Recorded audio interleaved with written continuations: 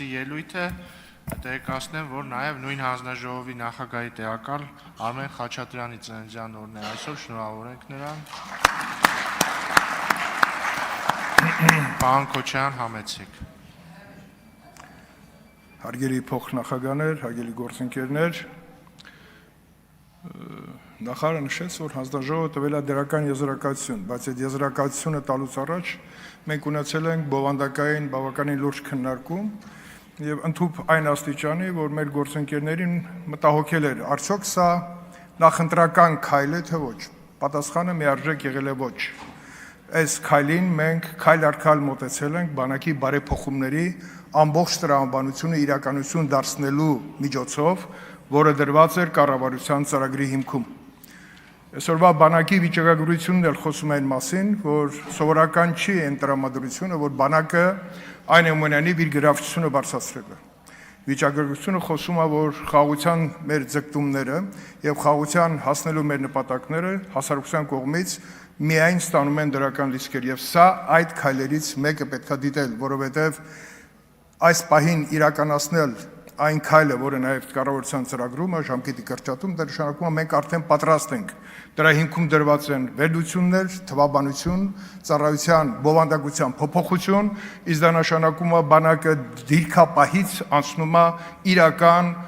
բանակ, պաշտպանական բանակ ունենալու ընթացքի մեջ հայտնվելու ճանապարհին։ Հարգելի գործընկերներ, սա կարևորագույն քայլ է, որովհետև շատ է խոսում նաև ներկայիս ծառայողների վրա չի տարածվում։ Չի տարածվում, որպեսզի հետո եկող ծառայողները ունենան այս հնարավորությունը նոր ծրագրով բանակը առաջ տանելու մեջ իրենց մասնակցությունը ունենալու համար։ Իհարկե, բոլոր այն փոփոխությունները, որոնք իրականացվել են այս տարիների ընթացքում, նաև սոցիալական բնույթի, նաև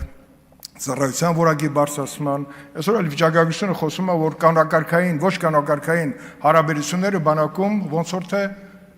վերացել են, իհարկե դա նաև ուժային միջամտության շնորհիվ է, նաև կառավարման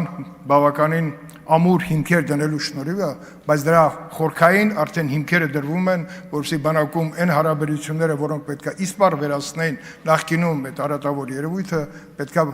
հիմնված չլինի միայն ուժային գործոնի վրա։ Ուստի արգելի գործընկերներ, ունենալով այս հնարավորությունը տալով բանակին այս հնարավորությունը այս ժամկետների մեջ իրականացնել իր առջև դրված խնդիրները, հանձնաժողովը տալով դրական գնահատական, տալիս է հնարավորություն նաև մեր բոլորիս այդ գնահատականը առաջին ընթերցումը ամրապնդենք մեր քվեարկությամբ եւ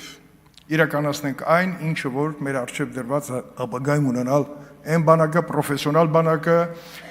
եւ այդ բանակի ստեղծման համար շատ կարեւոր է նաեւ զորակոչային բաղադրիչը, որտեղ շատ երկրներ, որոնք ունեն պրոֆեսիոնալ բանակ եւ հրաժարվել են զորակոչային այդ հնարավորությունից, իրենք այդ ռեսուրսը կորցնելով այնուամենայնիվ հիմա եկել են այն մտքին ու Գերմանիայի դաշնությունը, որ պետքա որոշակի մասնակից զորակոչ ունենալ, որպեսզի այդ ռեզերվը հետևից պատրաստման ունենա սահուն ընթացակարգ։ Կոչ եմ անում կողմ քվեարկել այս կարևոր նախաձեռնությանը, շնորհակալություն։ Շնորհակալություն, հարցեր չեն կարող լինել, քանի որ ժամանակը սպառվել է, կարող եք զբաղեցնել ձեր տեղը։